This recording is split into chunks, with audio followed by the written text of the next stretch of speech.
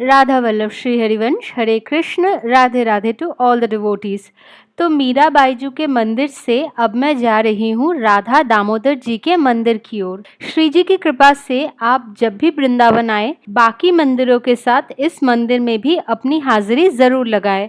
राधा दामोदर जाते वक्त एक मंदिर पड़ा है, नाम भी पता नहीं, क्योंकि ये मंदिर वृंदावन के प्रमुख 7 गोस्वामी मंदिरों में से एक है। इस मंदिर के बारे में कथन है कि गौड़ीय वैष्णव शिरोमणि सनातन गोस्वामी जी नित्य गोवर्धन जी की परिक्रमा किया करते थे। हर रोज वो वृंदावन से चलकर गोवर्धन जाते थे और वहाँ गोवर्धन जी की परिक्रमा करके फिर से वृंदावन चलकर वापस आते थे।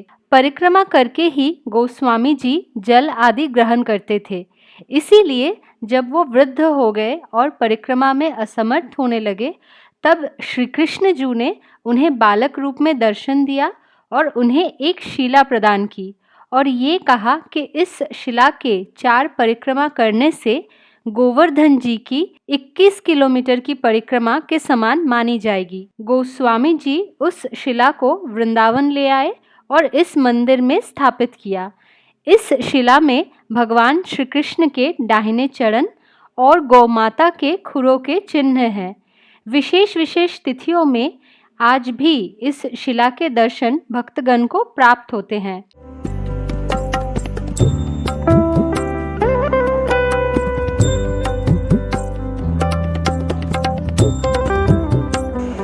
एक परिक्रमा हो गई राधा दामोदर जी की। मेरी अभी तक गोवर्धन जी की परिक्रमा बाकी है, तो इसीलिए मैंने यहाँ 4 परिक्रमाएं करी और श्री जी को मन ही मन बहुत बहुत धन्यवाद किया कि उनकी अपार कृपा मुझ पर बरसी और मैं राधा दामोदर जी के मंदिर आ पाई।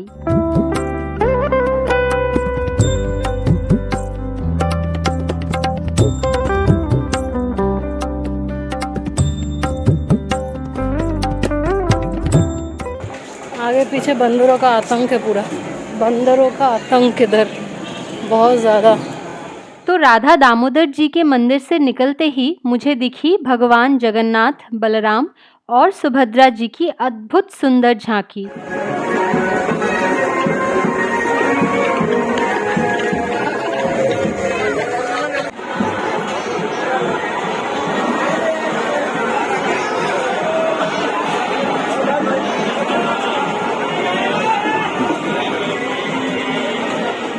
मैंने कोलकाता में या और कभी भी कहीं रथ की रस्सी नहीं खींची थी या रथ को कभी धक्का नहीं लगाया था। उस दिन भीड़ बहुत थी, लेकिन श्री जी की अपार कृपा से ये सौभाग्य भी मुझे वृंदावन में आके प्राप्त हुआ।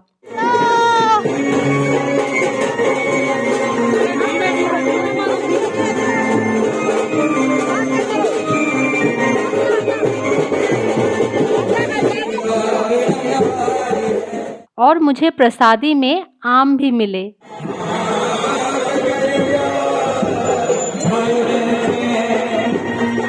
तो अभी तक तो आप सबको अंदाजा लग गया होगा कि ये सारे वीडियोस रथ यात्रा के समय के हैं, यानी कि जुलाई के महीने की, और समय के कमी की वजह से अभी मैं इन्हें थोड़ा थोड़ा करके एडिट करके अपलोड कर पा रही हूँ फाइनली।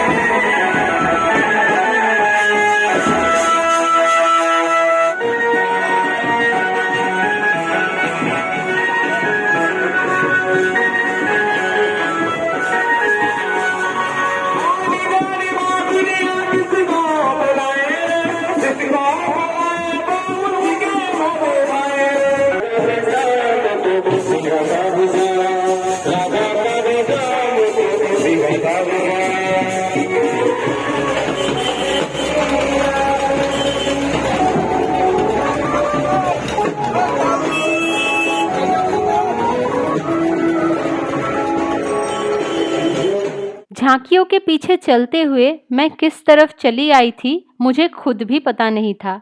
इसके बाद मुझे जाना था गोविंद देव जी के मंदिर और अब तक चलते चलते मुझे बहुत भूख भी लग गई थी, इसीलिए रास्ते में रुक के थोड़ा सा नाश्ता कर लिया और खाने के बाद ब्रजवासियों से पूछते हुए मैं गोविंद देव जी के मंदिर पहुंची।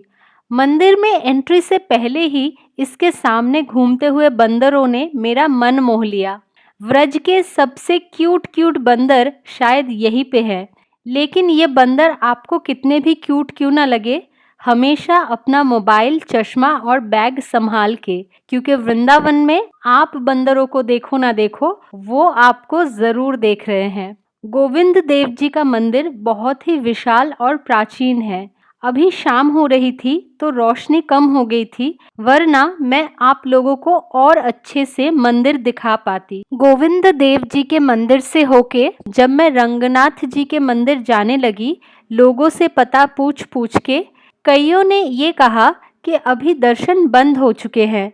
ऊपर से रंगनाथ जी का मंदिर इतना विशाल है कि कहाँ से किस तरफ जाना है वो भी मुझे समझ ना आए। मुझे लगा कि एटलीस्ट मंदिर तो अच्छे से देख लूं, अगर कृपा हुई तो ठाकुर जी भी दिख जाएंगे। और फिर मंदिर के अंदर जाते ही जब बाकी दर्शनार्थियों को इंतजार करते हुए देखा, तब समझ आया कि कुछ देर बाद ही द्वार खुलेंगे और फिर से दर्शन होंगे। श्री रंगनाथ जी का मंदिर वृंदावन का सबसे बड़ा मंदिर है। दक्षिण भारत के तमिलनाडु इलाके की श्री रंगनाथ स्वामी जी के मंदिर की एग्जैक्ट रेप्लिका है ये मंदिर, जहाँ पर जाते ही आप लोगों को लगेगा कि आप वृंदावन में नहीं, दक्षिण भारत के किसी मंदिर में हो। और इस मंदिर में एक विशाल सोने का खंबा है जो जमीन के ऊपर ऑलमोस्ट 60 फीट यानी कि 60 फीट लंबा है और जमीन के नीचे अप्रॉक्स 20 फीट यानी कि 20 फीट लंबा है। और कहते हैं इसको बनाने में करीब करीब 12.25 मन सोना लगा था।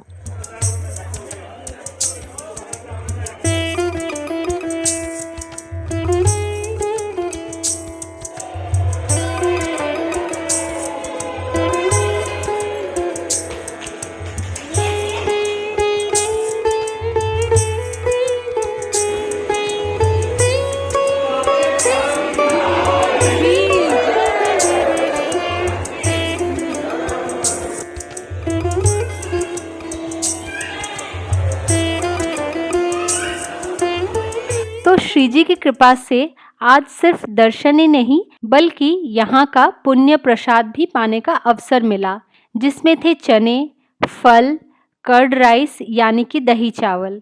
इस प्रसादम की महिमा के बारे में मैं आपको डॉर्मेटरी जाके बताऊंगी, क्योंकि एक भक्त को हर चीज में ठाकुर जी की लीला दिखती है।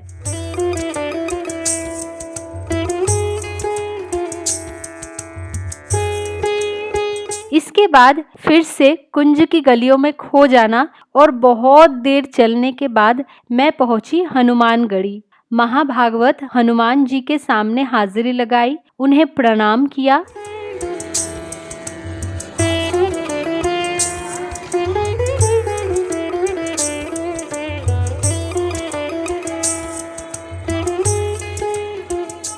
रास्ते पे आते वक्त मुझे ये मंदिर दिखा, मैं आपको बता नहीं सकती कितना चौड़ा है और कितना बड़ा है। मतलब इतने बड़े बड़े मंदिर है वृंदावन में, मैं क्या बताऊं।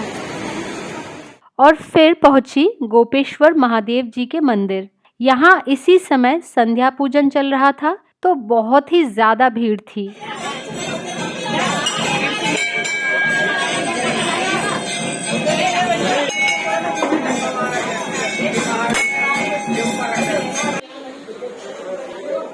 महादेव के इस मंदिर में आने के लिए मैं इतनी उत्सुक थी कि ज़्यादा वीडियोस भी नहीं बना पाई। इसके बाद रात बहुत हो चुकी थी, तो फाइनली मैंने पकड़ी ई रिक्शा और चली गई अपने स्टे में वापस। और अभी जो जगन्नाथ जी के रथ से प्रसादी मिली थी ना, वो आम पाते हुए मैं आपको बताती हूँ कि क्या हुआ। बेसिकली मेरे पास वाले बेड में एक लड़की थी जो भी एक सोलो ट्रैवलर थी और रात को लौटने के बाद जब हम बात कर रहे थे तब पता चला कि जिस झांकी से मुझे आम प्रसाद मिला है उसी झांकी में से उसे भी प्रसाद में आम मिले हैं। तो वो मुझसे नाइफ मांगकर आम को काटने लगी तो उसका आम सड़ा हुआ निकला। थोड़ा सा भी उसमें से नहीं पाया जा सकता, इतना ज़्यादा सड़ा हुआ था।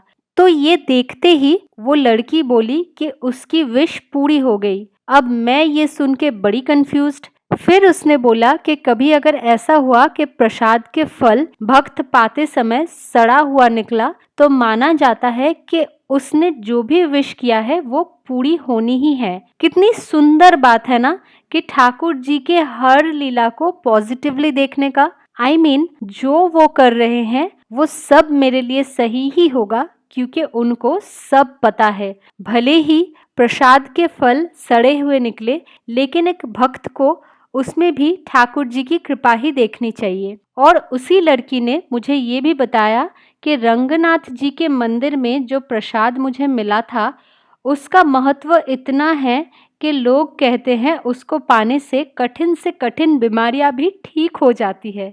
देखो, मुझ अधम को तो पता ही नहीं कि ठाकुर जी मुझ पर कितनी कृपा करते हैं। और सारा दिन इतना चलने के बाद मेरा साइटिका पेन बहुत ज़्यादा बढ़ गया था, इसीलिए मैंने सेक लेना शुरू किया और फिर मानसिक नाम जाप किया। राधा वल्लभ श्री हरिवंश।